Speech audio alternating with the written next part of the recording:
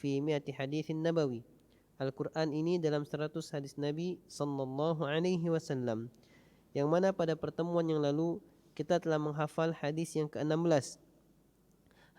Hadis dari Jundub bin Abdullah radhiyallahu anhu anin Nabi sallallahu alaihi wasallam qala iqra'ul Qur'ana ma atlafat alaihi qulubukum fa idza ikhtalaftum faqumu anhu rawahu Syaikhan ay rawahu al-Bukhari wa Muslim.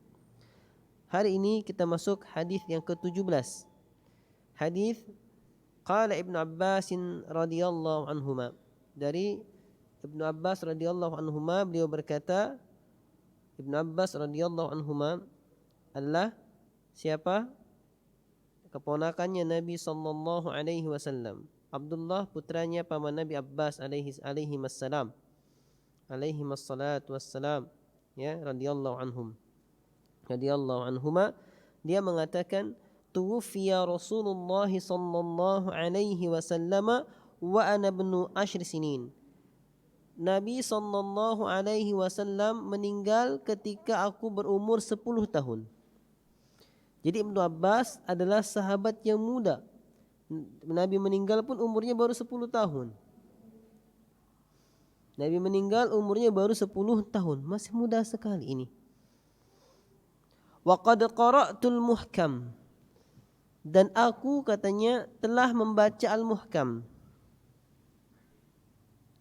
Faqultu lahu wa mal muhkam, maka aku berkata kepadanya, apa itu al-muhkam?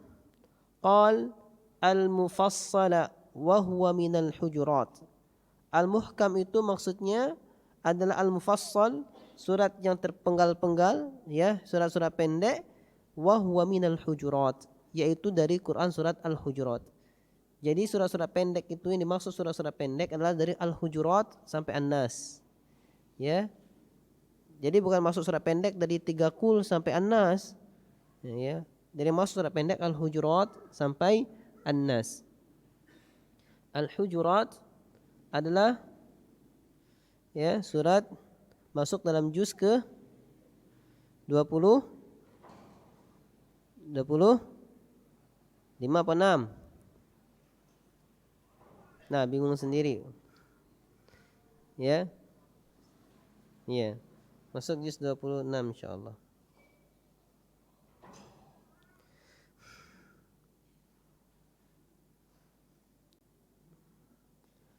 Berkata di sini, qala al-muallif rahimahullah, Abdullah ibn Abbas radhiyallahu anhuma hina yaqulu qad qara'tul muhkam wa ana ibnu 10 sinin. Abdullah ibn Abbas ketika mengatakan aku telah membaca al-muhkam, Quran dari surah Al-Hujurat sampai An-Nas, wa ana ibnu 10 sinin, yang pada waktu itu aku berusia 10 tahun, fa innahu ya'ni annahu qad hafizal ajza'al akhirata minal Quran. Itu maksudnya dia telah menghafal beberapa juz-juz terakhir dari Al-Quran. Min suratil Hujurat ila suratin Nas, dari Quran surat Al-Hujurat sampai Quran surat An-Nas. Itu maksudnya. 5 juz terakhir dia hafal. Wa qad istahabba Umar bin Al-Khattab radhiyallahu anhu an yulaqqina tifla 5 ayatin. Dan sungguh Umar ibn Khattab radhiyallahu anhu itu suka untuk mentalkinkan kepada anak kecil bacaan Al-Quran 5 ayat. Wa fi dzalika riwayatun an Abil Aliyah. Itulah yang diriwayatkan oleh Abi Al-Aliyah, seorang tabi'in, ya. Abul Aliyah adalah termasuk tabi'in yang thiqah, yang mana dia thiqah, riwayat dari dia itu diterima kebenarannya. Yang dia meninggal pada tahun ke-90 Hijriah. Itu Abul Aliyah. Ya, seorang tabi'in. Dia menyatakan bahwa Umar bin Khattab itu suka untuk mengajarkan kepada anak kecil, mentalkinkan kepada anak kecil 5 ayat. Gitu Zat, dikit. Dan para sahabat seperti itu. kunna nata'allamu min Rasulillah sallallahu alaihi wasallam 10 ayat. Dahulu kami belajar dari Nabi sallallahu alaihi wasallam 10 ayat. Dan kami tidak masuk kepada 10 ayat berikutnya hatta na'lamu ma fiha minal ilmi wal amali, sampai kami mengetahui dalam ayat tersebut ilmu dan pengamalannya. Ini para sahabat. Sehingga dia mentalkinkan kepada anak-anak 5 ayat. Ini menyatakan bahwasanya menghafal Al-Quran bukan kemampuan seberapa banyak menghafal sekali duduk, tapi seberapa istiqomahnya dalam menghafal Al-Quran. Di sekolah kita, Salafiyah Ula Mutiara Sunnah itu ngafal ayat sebaris-sebaris. Ada 3 ayat kok pendek-pendek, ada kadang 2 ayat, kadang 5 ayat yang sebaris setengah gitu. Kayak gitu doang sehari. Tapi rutin. Istiqomah sampai ningkat kemampuan menghafalnya dari sebaris, 2 baris, 3 baris sehari, 4 baris, 5 baris sampai mampu 15 baris sehari, 1 halaman sehari. Dan sampai kita dapatkan kemarin kelas 5 hafal 14 juz kan. Istiqomah. Ya, istiqomah. Nah, Ibnu Abbas umur 10 tahun itu hafal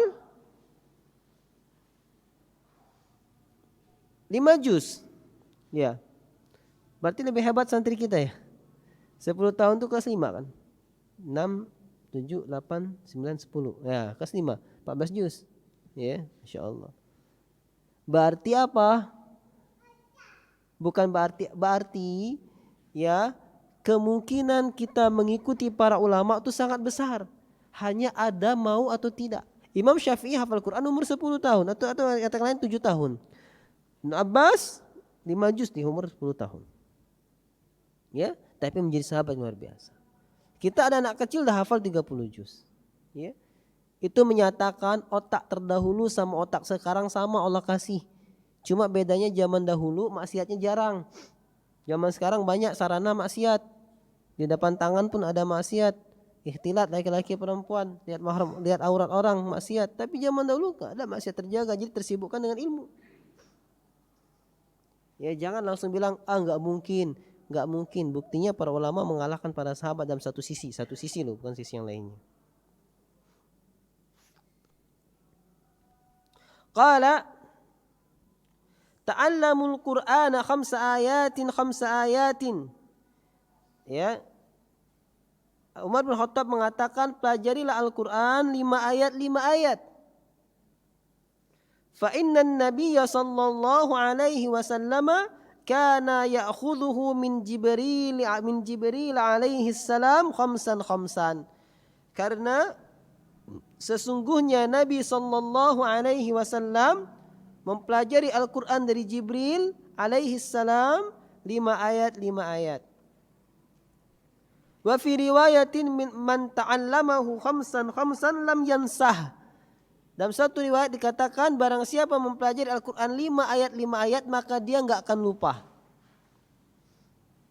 Wal maksudnya bi anna Jibril kana yuqri'ur Rasul sallallahu alaihi wasallam 5 ayatin ghaliban. Maksudnya di sini adalah malaikat Jibril dahulunya membacakan Al-Quran kepada Nabi sallallahu alaihi wasallam 5 ayat itu secara umumnya, kebanyakannya. Haitsu qad thabata annahu nazala ahyanan bi aktsara min dzalika wa ahyanan ayatan aw ba'd ayah. Karena telah tetap suatu riwayat kepada kita bahwasanya Al-Quran itu terkadang turun lebih dari 5 ayat, terkadang cuma 1 ayat, dan terkadang beberapa ayat. Namun kebanyakannya Jibril membacakan kepada Nabi SAW 5 ayat.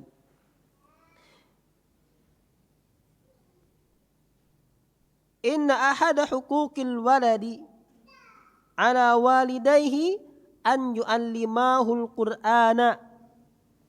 Muallif di sini mengatakan bahwasanya sesungguhnya salah satu hak anak atas kedua orang tuanya. Berarti apa? Kewajiban kedua orang tua terhadap anaknya.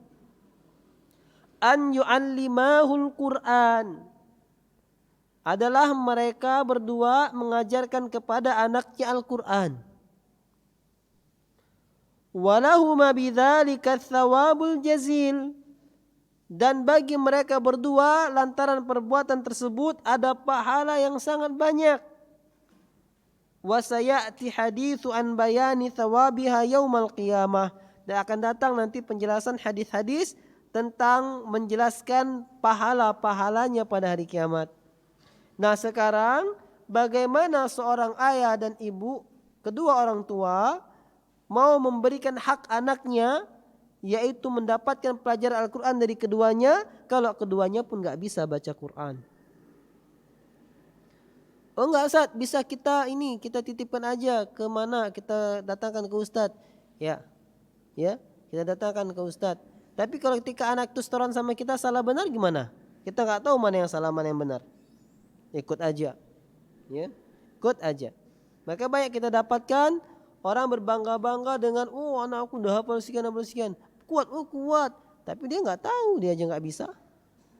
Ya, ketika nyimak anaknya, oh sudah gitu, itu aja. Semestinya hal ini menjadikan dirinya malu dan berupaya juga belajar untuk bisa membimbing anaknya. Ya. Karena ini untuk kebaikan dunia dan akhiratnya. Walaqad hatsal Islamu ala ta'limil atfali. Dan Islam telah menganjurkan untuk mendidik anak-anak. Wa awwalu ma yajibu an yu'allimuhu minal ilmi huwa isyaratul Qur'an. Dan yang pertama kali yang wajib diajarkan oleh kaum muslimin kepada anak-anak adalah ilmu tentang isyarat Al-Quran. Wa qad qabila Rasulullah sallallahu alaihi wasallam al-fida'a min ba'di asra Badrin bi an yu'allimu a'dadan min atfalil muslimin al-qira'ata wal kitabah.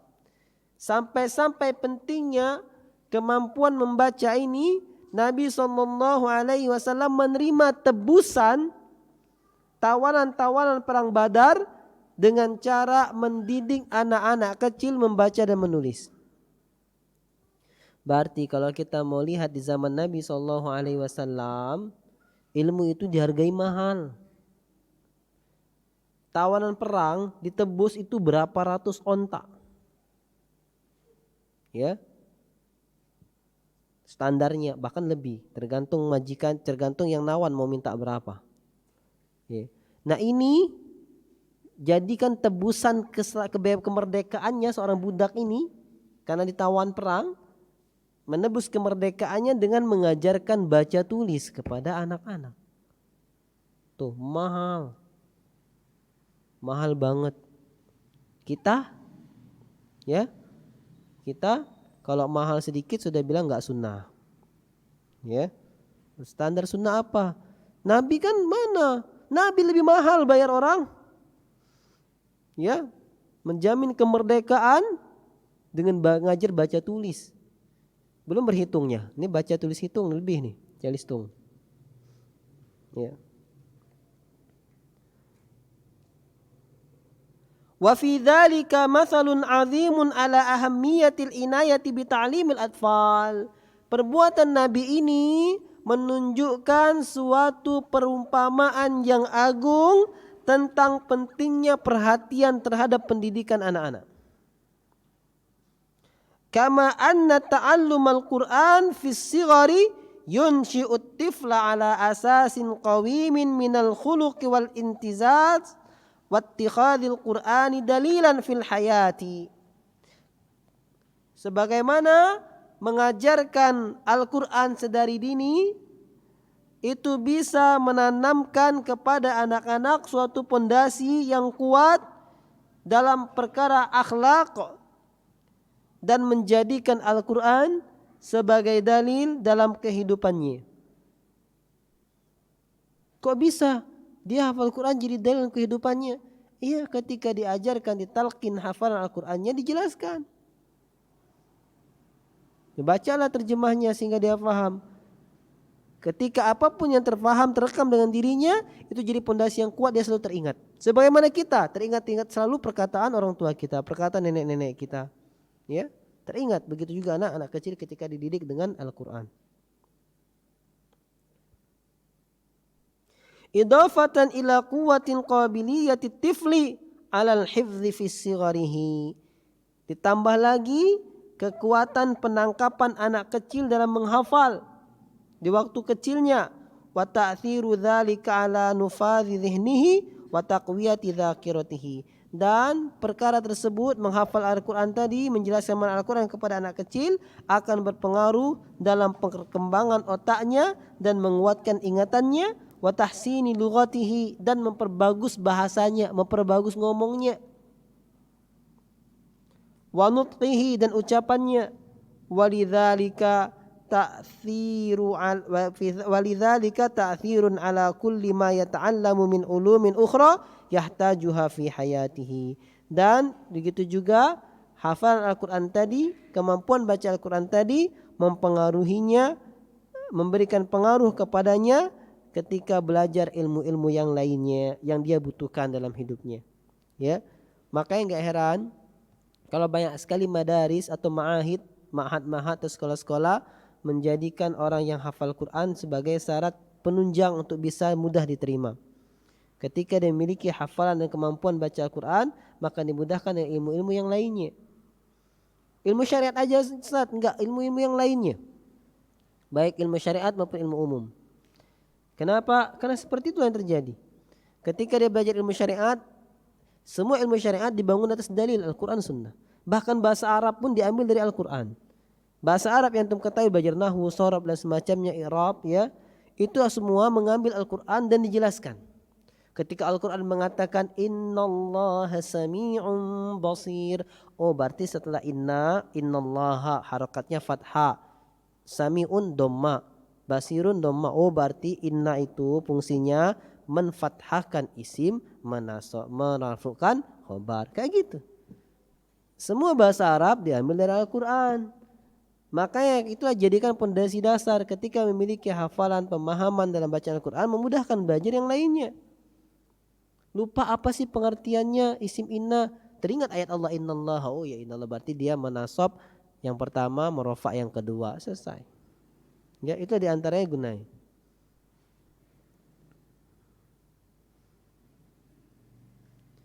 Kemudian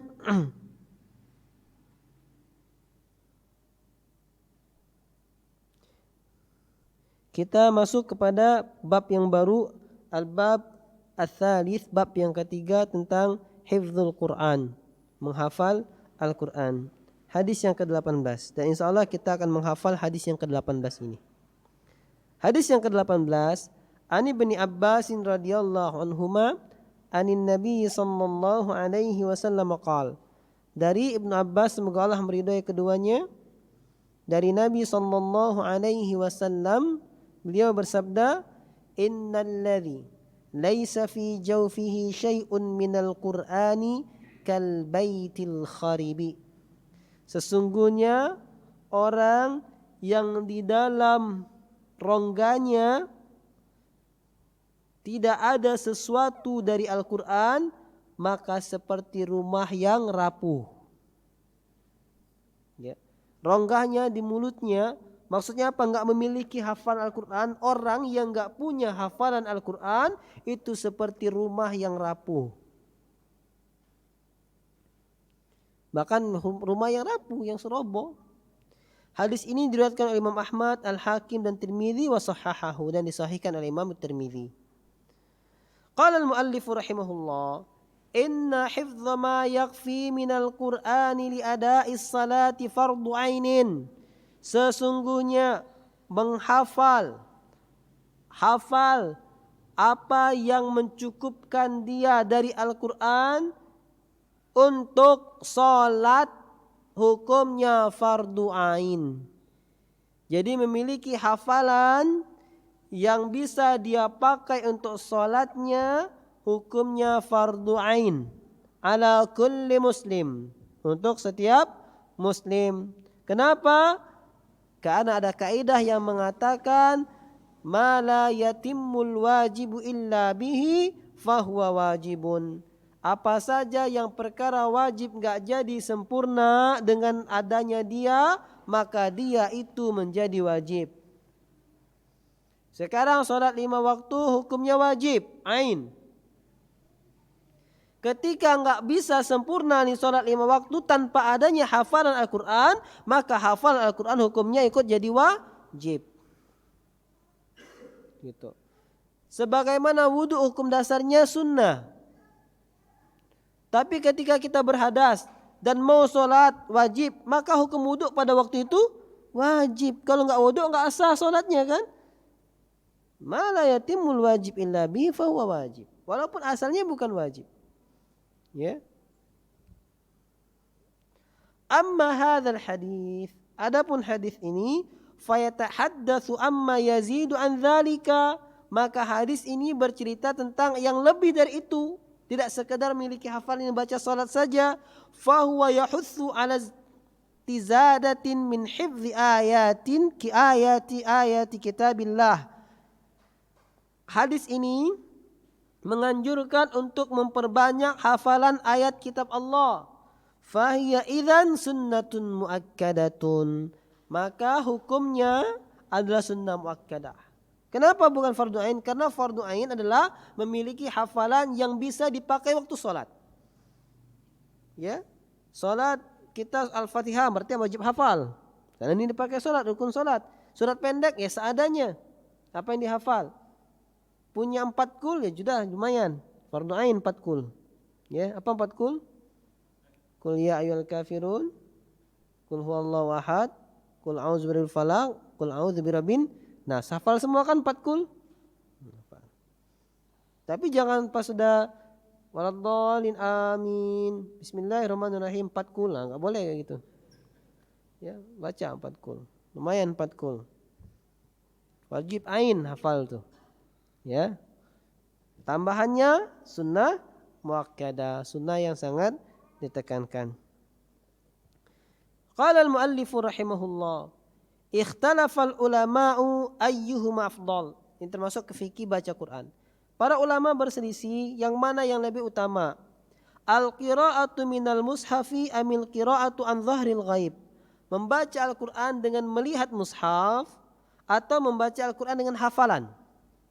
Para ulama berselisih pendapat. Mana yang lebih utama? Apakah lebih utama baca Quran dengan melihat mushaf atau membaca Al-Quran dengan hafalan? Qala ba'dul ulama al-madaru fi hadhihi al-mas'alati 'ala al-khushu'. Sebagian para ulama mengatakan yang jadi ukuran pada permasalahan ini bukan ngelihat mushaf atau enggak ngelihat mushafnya, tapi yang jadi ukuran adalah atas kekhusyuannya. Jadi maksudnya apa? Fa in kana al-khusyu'u aktsara 'indal qira'ati an dhahri qalbin fa huwa afdal. Kalau sekiranya baca Al-Quran dengan hafalan lebih banyak khusyuknya daripada ngelihat mushaf, maka baca dengan hafalan itu lebih utama. Wa in kana 'indan nadhari fil mushafi aktsara fahuwa afdal. Kalau seandainya kita baca ngelihat mushaf itu lebih bisa khusyuk daripada dengan hafalan, maka ngelihat mushaf lebih afdal, lebih utama. Kok bisa? Bisa. Ketika kita baca Quran lihat mushaf, ya, kita tenang dan bisa memahami arti setiap hurufnya. Lalu ketika kita dengan hafalan, mungkin kita sibuk dengan apa sih ayat setelahnya, jadi nggak fokus lagi, nggak datang khusyuk. Nah, pada kondisi seperti ini maka melihat mushaf lebih utama karena lebih bisa mendatangkan kekhusyuan. Namun pada kondisi yang orang sudah hafalannya di luar kepala dan dia memang sudah menikmati hafalannya dan melihat mushaf mengganggu karena dia harus bolak-balik dalam menikmati hafalannya dengan kekhusyuannya, maka dia dengan melihat dengan hafalannya itu lebih utama. Ya. Masalah yang ketiga, fa in istawaya fal qira'atu nadharan aula. Kalau sekiranya tingkat kekhusyuannya itu sama, ngelihat mushaf dengan enggak ngelihat mushaf khusyuknya sama, maka ngelihat mushaf itu lebih utama. Contoh kita misalnya, ngelihat mushaf enggak khusyuk, enggak ngelihat mushaf tambah enggak khusyuk, sama-sama enggak khusyuk. Ya sudah lihat mushaf aja ya. Ya. Kenapa? Lebih bisa benar. Ya. Nanti lihat mushaf salah, enggak pakai mushaf tambah salah gitu misalnya. Lihat mushaf lebih utama. Sama-sama enggak khusyuk. Nah, kalau sama-sama enggak khusyuk, mending lihat Quran. Lihat mushaf. Ya. Kenapa? Li'annaha athbat wa tamtazu bin nadhari ilal mushaf. Karena ngeliat mushaf itu lebih bisa mantap. Ya, lebih bisa mantap dan dia memiliki keutamaan yang lebih, karena melihat mushaf ada keutamaan-keutamaan tersendiri. Memuliakan mushaf, beradab dengan mushaf ada keutamaan-keutamaan tersendiri. Ya, beda dengan membaca dengan hafalan. Jadi kalau standarnya kayak gitu bisa menikmati. Ketika ngerasa lagi enak pakai hafalan. Makanya jangan heran ketika ada penghafal Al-Quran itu suka bawa mushaf kemana-mana. Kalau ngaji masih lihat mushaf. Nanti kita ini dasar orang-orang yang suka hasad. Tuh ngakunya hafal Quran. Baca Quran aja masih ingat mushaf. Nah gitu. Orang lihat mushaf itu karena ada keutamaan tersendiri melihat mushaf. Bukan karena nggak hafal. Atau ada teman-teman yang hafal. Ngakunya hafal tapi masih nyok Quran. Bukan kayak gitu. Memang ada keutamaan tersendiri ketika melihat mushaf. Qala Syekh Abu Zakaria An-Nawawi rahimahullah. Abu Zakaria An-Nawawi adalah Imam An-Nawawi rahimahullah telah berkata fit Tibyan, dalam kitabnya At-Tibyan. Apa itu Tibyan? At-Tibyan fi adab hamalatul Quran, yang telah kita selesaikan kitabnya. Wadh-dhahiru anna kalam as-salafi wa fi'lahum mahmulun ala hadha tafsil. Katanya yang nampak bahwasanya perkataan pendahulu kita, ulama-ulama terdahulu, para tabi'in, tabi'ut tabi'in, ya, sahabat, dan perbuatan mereka itu berada pada rincian yang seperti ini. Mungkin kita ngelihat ini ada seorang sahabat dia baca Quran tanpa ngeliat mushaf khotam sehari misalnya. Ada yang membaca mushaf khotam. Loh, kok ada yang baca, ada yang enggak ngelihat Quran? Karena mereka berada pada rincian yang seperti ini. Mana yang lebih khusyuknya? Standarnya adalah kekhusyuannya. Wa kana as-salafu yata'ahaduna atfalahum ala hifdzi kitabillahi ta'ala. Dan para salaf pendahulu kita itu mereka senantiasa membiasakan anak-anak mereka untuk menghafal kitab Allah. Itu para salaf pendahulu kita. Kalau kita ngaku salafi adalah orang yang mengikuti pendahulunya, kan salaf itu yang terpendahulu, salafi pengikut pendahulu. Yang dimaksudnya adalah sahabat, tabi'in, tabi'ut tabi'in dan seterusnya dari kalangan para imam, maka mesti ngikutin ini. Senantiasa membiasakan anak-anaknya menghafal Al-Quran. Kalau ngaku salafi tapi jauh dari Al-Quran, berarti ngaku doang, sama kayak perkataannya seorang penyair. Kullun ya'tarif yadda'i Laila, semua mengaku kenal Laila tapi Laila enggak kenal. Semua ngaku kenal ini tapi ini enggak kenal. Semua ngaku salafi, salafi enggak kenal dengan dia. Yang mananya yang ikut? Yang mananya yang ikut dengan contoh para sahabat? Yang mana yang dia contoh dari perbuatan para sahabat?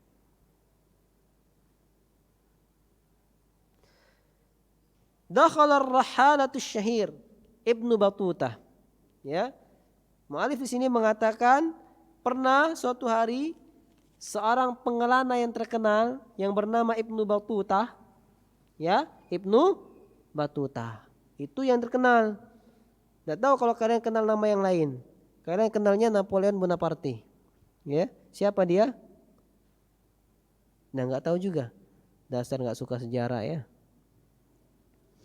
Saya tuh kalau di buku-buku sejarah taunya Napoleon Bonaparte. Ya. Tapi padahal di buku-buku Islam yang dikenal adalah Ibnu Battuta. Ibnu Battuta. Tapi enggak tahu apakah dia orang yang sama atau berbeda, saya enggak tahu. Ibnu Battuta, seorang pengelana yang terkenal, Muslim, seorang Islam. Dia pernah dalam suatu pengelanaan yang terkenal, dia pernah singgah di Mali. singgah di Mali. Tahu Mali? Ya. Ala qadin Mali yaumal Id. Dia pernah singgah di Mali ke rumah hakim atau pemimpinnya Mali pada hari Id, hari raya. Am alfin wa thalathimi'atin wa thnataini wa khamsina miladiyatan. Pada tahun 1352 miladiyah Masehi. 1352 Masehi. Berarti 700 tahun yang lalu. Enggak sampai 600-an tahun, 6 abad yang lalu. Fawajada auladahu fil quyud. Maka dia mendapati anak-anak mereka di Mali itu diikat. Faqala, maka Ibnu Battuta berkata, ala tasrahuhum, tidakkah kalian membebaskan mereka? Kok anak kecil diikat? Fa'ajabahu, maka dia menjawab, orang yang mengikat tadi menjawab Ibnu Battuta, la af'al, aku enggak bakal melepaskannya. Hatta yahfazul Qur'ana, sampai anak ini hafal Al-Quran. Ini yang dilakukan di Mali, Afrika. Kama marra Ibnu Battuta fi Mali bisyabin hasanus saut. Pernah juga Ibnu Battuta melewati di Mali itu, di negara Mali, dia melewati seorang pemuda yang memiliki suara yang indah. Wa alaihi thiyabun fakhirah, dan dia memakai pakaian yang mewah. Wa fi rijlaihi qaidun thaqil, tapi di kakinya ada ikatan yang berat. Fasa'ala murafaqahu, lalu dia bertanya kepada temannya, kepada orang yang ada di sisinya, di teman orang tadi. Ammartakabahu hadha syab, apa yang dilakukan oleh pemuda ini min jaramin, dari suatu kriminalitas. Sampai-sampai dia orang penampakannya bagus, suaranya bagus, pakaiannya bagus, kok kakinya dirantai dengan suatu beban yang berat seperti narapidana. Ini kriminal apa yang dia lakukan? Kata Ibnu Battuta. Wa alima akhiran annahu quyida hatta yantahiya min hifdzil Qur'an. Nah, akhirnya diketahui bahwasanya di pemuda diikat sampai dia menyelesaikan hafalan Al-Qur'annya. Ya, ini yang dilakukan di sana. Wa raghma anna usluba rabatil quyud mimma ta'afahu anfusuna al-yaum. Kendati pun tata cara ngikat dengan tali ini ada termasuk suatu cara yang tidak diterima oleh diri kita pada pendidikan sekarang. Jangankan ikat dengan tali, anaknya dimarah aja bapaknya ngelabrak. Zaman sekarang, ya, jangankan mau ditali, ya, apa disegak dikit aja sudah masya Allah. Dimain-mainin dikit pakai rotan walaupun nggak bercap itu tas gitu, lapor KPAI, Komisi Perlindungan Anak Indonesia. Zaman sekarang kan, zaman dulu tuh gitu tuh para ulama. Dan bukan para ulama ini, masyarakat di sana. Ya. Wala ta'tabirahul asalib at-tarbawiyah. Zaman sekarang metode ngikat dengan tali tadi tidak dianggap sebagai metode pendidikan al-haditha yang modern. Jadi zamannya lagi pakai pukulan. Zaman sekarang gitu kan. Kalau zaman saya dulu ketika saya dimarah sama guru, ya, nangis, dipukul guru, pulang ke rumah ngelapor sama orang tua, dipukul guru, orang tua mukul lagi, nambah jadi pukulannya. Zaman sekarang anak-anak dipukul guru, ngelapor sama orang tuanya datang ke sekolah, orang tuanya dipukul sama gurunya dipukul sama orang tua. Beda jauh kan? Saya ingat kali itu belajar ngaji TPA nggak salah rotan cepak gitu kan, lapor sambil ngapa dipukul ustazah, nah itu tambah dipukul lagi, itulah makanya belajar ulang di rumah tambah dipukul. Ya, zaman sekarang ada merah sedikit divisum, lapor ke KPAI, orang tuanya diverbal, gurunya diverbal. Ya, beda zamannya. Beda zamannya. Ketika ada guru yang memukul, dibilang gurunya nggak Islami. Padahal Nabi nyuruh mukul. Muru auladakum ila bis salah wa huwa fi sab'i sinin. Perintahkan anak kalian untuk sholat pada umur 7 tahun. Wadribuhu fil ashr. Dan pukullah dia ketika berumur 10 tahun. 10 tahun masih tidak mau sholat ke masjid, pukul. Itu ajaran Nabi SAW. Ketika kita berumah tangga juga, takut nususnya istri, maka kita pisah tempat tidur. Kalau masih juga nih istri, ya, nggak mempan, pertama dibilangin, nggak mempan pisah tempat tidur, nggak mempan juga fadribuhun, pukul dia. Kata para ulama ghairul barih, pukulan yang tidak meninggalkan bekas. Dipukul masih. Suami mukul istri, KDRT. Karena suaminya tidak ngerti belajar syariat. Kalau dia ngerti, pukul lah. Tapi jangan meninggalkan bekas. Gimana caranya? Mukul jangan meninggalkan bekas, bayangin. Gimana caranya mukul nggak meninggalkan bekas? Ya pukul aja, tampak marah tapi nggak kerasa sakit. Yang sakitnya kan di sini, di hatinya. Kalau mukul meninggalkan bekas, yang sakit di kulitnya. Tapi hatinya biasanya nambah ngelawan kan, nambah ngelunjak. Tapi kalau pukul dengan apa? Dengan patapan tertentu, dia terpukul hatinya, walaupun kulitnya nggak berbekas. Terus mau dilapor ke polisi nggak bisa, nggak ada buktinya, nggak bisa divisum, nggak ada bekasnya kan, kayak gitu.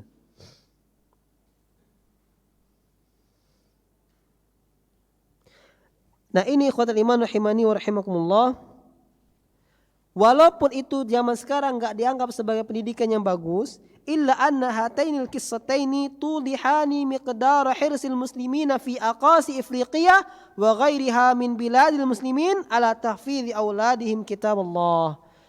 Kendati pun demikian, dua kisah ini menceritakan tentang bagaimana antusiasnya kaum muslimin di penjuru benua Afrika dan yang selainnya dari kaum muslimin, dari negara-negara kaum muslimin yang antusias untuk mendidik anak-anak mereka menghafal kitab Allah Subhanahu wa taala. Ya. Jadi gini ikhwatul iman, ketika antum tahu sejarah seperti itu, ketika anaknya enggak bisa, coba di sini disuruh ulang-ulang aja, biasa. Ini suruh ulang-ulang terus marah. Ustaz, ngapa anak aku dak naik-naik ngajinya? Ustaz ini baca ngajar dak? Ya Allah. Ya, kayak gitu. Untung nggak dipukul gitu kan?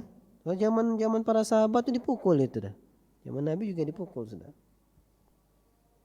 Wa mithlu hadhihi al-madaris allati yahfadhu biha al-atfal al-Qur'an muntashiratun fi katsirin minal masajid fi syatta biladil muslimin al-yawm. Dan madrasah-madrasah, sekolah-sekolah penghafal Al-Qur'an dengan yang metode seperti ini dan yang antusias mendidik anak-anak menjadi penghafal Al-Quran banyak sekali tersebar di negeri-negeri kaum muslimin pada saat sekarang ini. Ikhwatul iman rahimani wa rahimakumullah. Wallahu ta'ala alam. Sudah azan, insyaallah kita sambungkan sedikit setelah azan. Qulu qouli hadza wa astaghfirullah li wa lakum.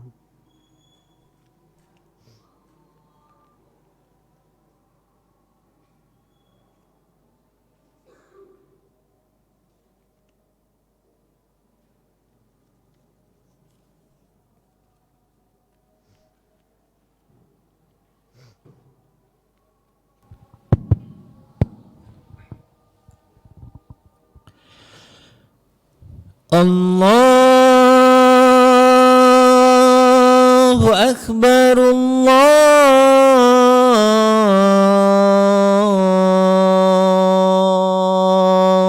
Akbar.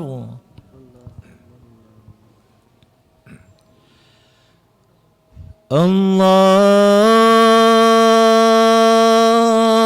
Akbar, Allahu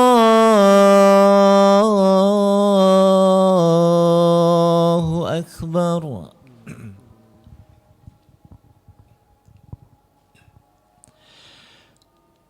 Ashhadu an la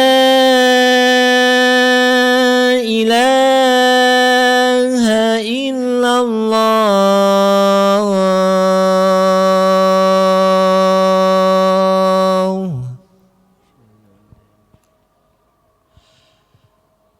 أشهد أن لا إله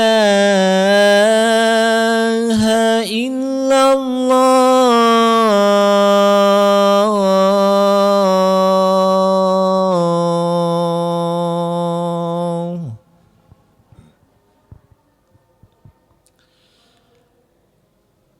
أشهد أن محمد رسول الله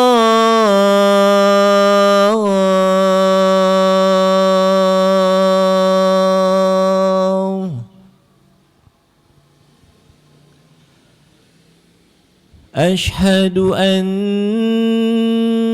محمد رسول الله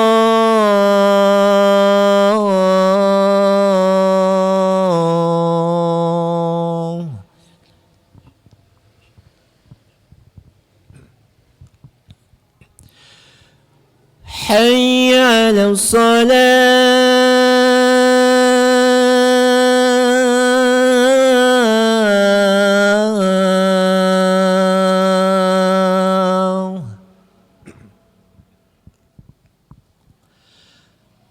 حي على الصلاة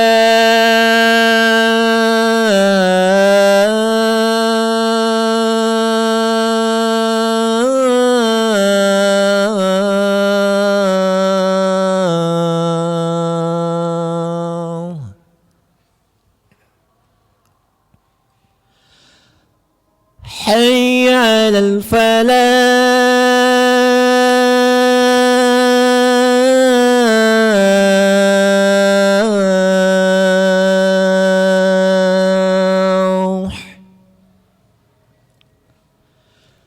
حي على الفلاح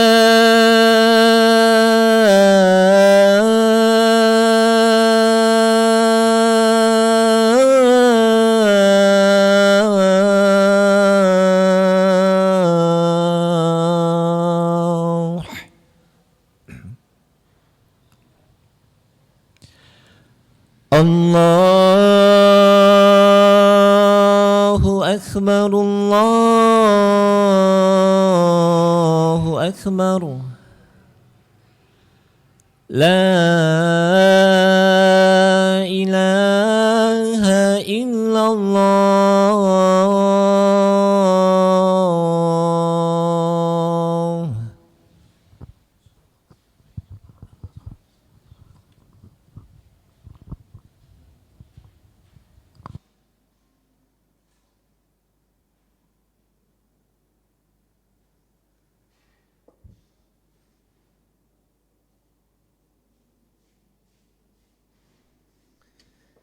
Bismillah, alhamdulillah, wassalatu wassalamu ala rasulillah wa ala alihi wa ashabihi wa man ittaba'al huda.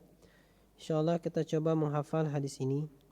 Hadis ini dari Ibnu Abbas radhiyallahu anhuma anin Nabi sallallahu alaihi wasallam qala. Kayaknya seperti ini mudah menghafalnya. Ani bin Abbas. Ya, coba nih ikutin. Ani bin Abbasin. Ani bin Abbasin radhiyallahu anhuma. Ani bin Abbasin radhiyallahu anhuma anin Nabi sallallahu alaihi wasallam qala.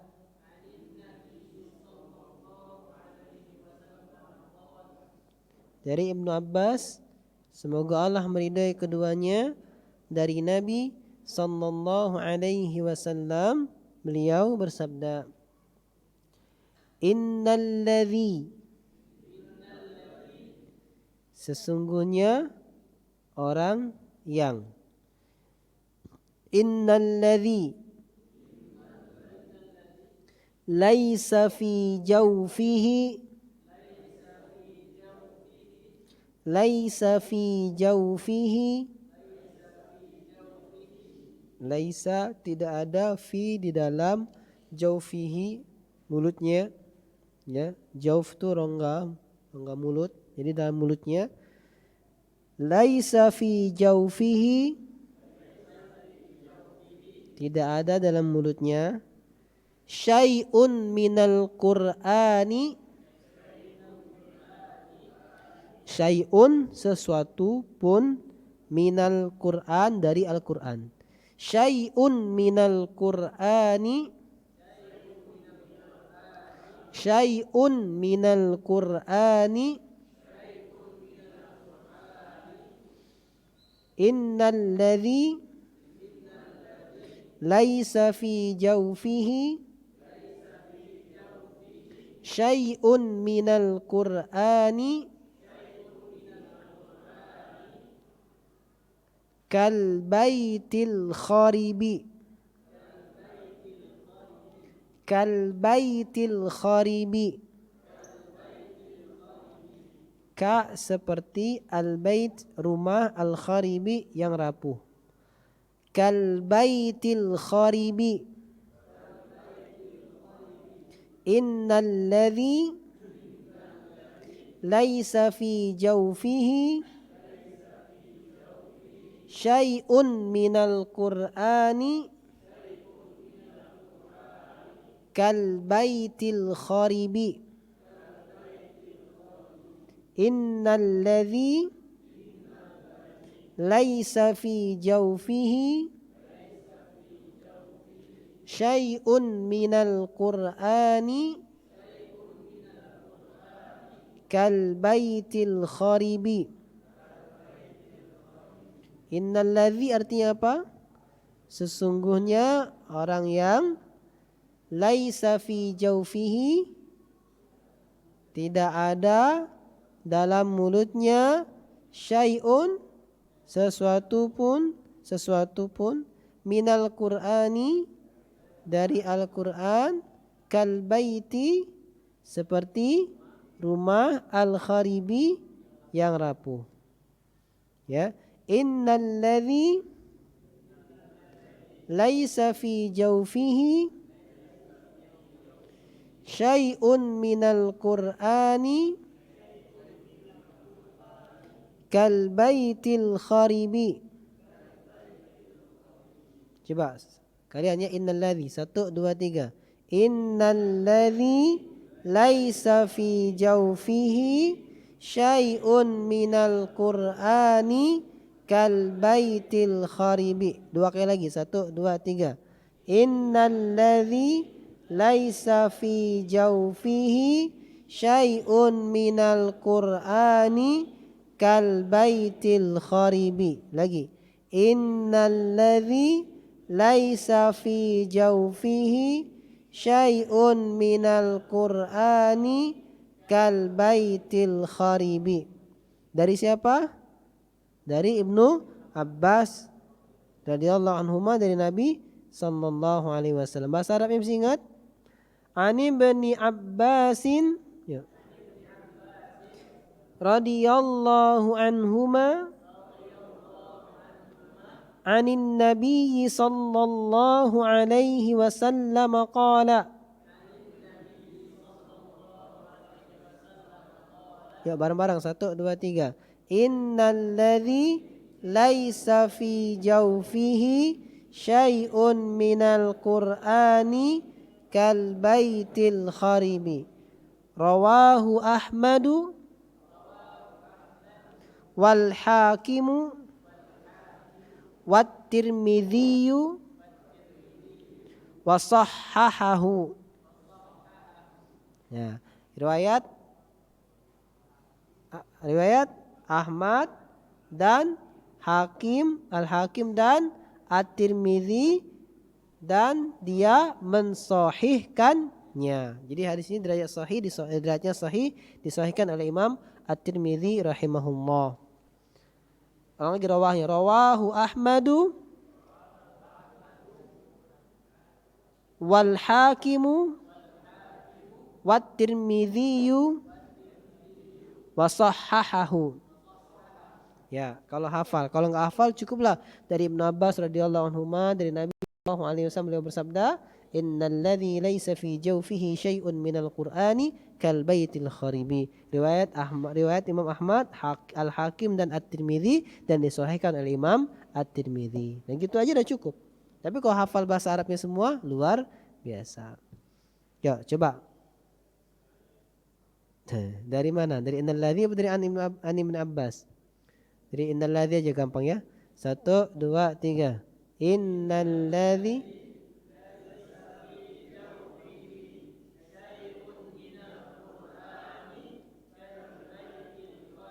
Masya Allah. Riwayat?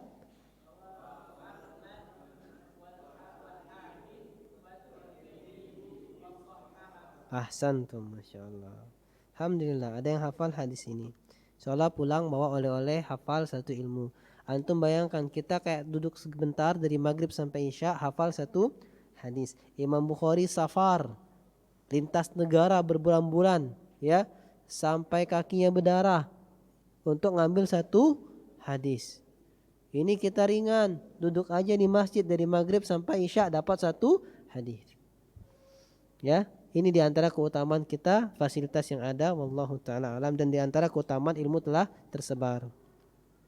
Ada pertanyaan satu, mengakhiri pertemuan kita ada satu pertanyaan. Assalamualaikum Ustaz. Waalaikumsalam warahmatullahi wabarakatuh. Apa hukumnya jika saya bisa membaca Al-Quran tetapi orang tua saya tidak bisa? Hukumnya apa? Nggak perlu dihukum, dipuji ini kalau bisa Al-Quran. Orang tua nggak bisa. Apakah ada kewajiban saya mengajarinya sebagai tanggung jawab seorang anak kepada orang tua? Syukran Ustaz. Sebagai bakti anak kepada orang tua.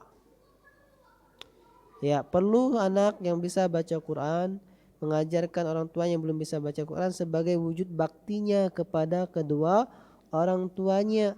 Karena toh dia kalau mau masuk surga kan pengen berkumpul sama orang tuanya. Apa nggak mau? Mau kan? Yaitu diantara wujud baktinya kepada orang tuanya, wujud anak menjadi anak yang berbakti kepada orang tua, dia giring orang tuanya untuk bisa sama-sama ke surganya Allah Subhanahu wa taala. Ya. Ya memang susah ikhwatal iman. Kadang orang tua kita ngeselin misalnya, atau orang tua kita susah diajarinya, atau memang mau ngajarinya nggak pernah ada waktu yang pas, nggak pernah bisa ketemu waktunya. Ketika sudah bisa ada waktu, orang tua kita udah pensiun, kita punya waktu ngajarinya, ternyata dia sakit-sakitan misalnya, atau ternyata nanti lidahnya sudah susah dan semacam. Jadi memang seperti itulah tantangannya. Berusahalah semaksimal mungkin mewujudkan bakti kita kepada orang tua kita. Ya, memang begitulah keadaannya, mau gimana lagi. Kadang kita di kala mudanya kita juga masih jahil, kita masih mau belajar. Ketika kita sudah mengerti, kita mau ngajar orang tua kita sakit-sakitan kadang-kadang. Ketika orang tua kita masih gagah, dia sibuk kerja, nggak pernah ada waktu. Ya seperti itulah kondisi hidup. Maka kita semaksimal mungkin untuk bisa memberikan perhatian kepada kedua orang tua kita. Allahu ta'ala alam. Subhanakallahumma bihamdika asyhadu an la ilaha illa anta astaghfiruka wa atubu ilaik. Assalamualaikum warahmatullahi wabarakatuh.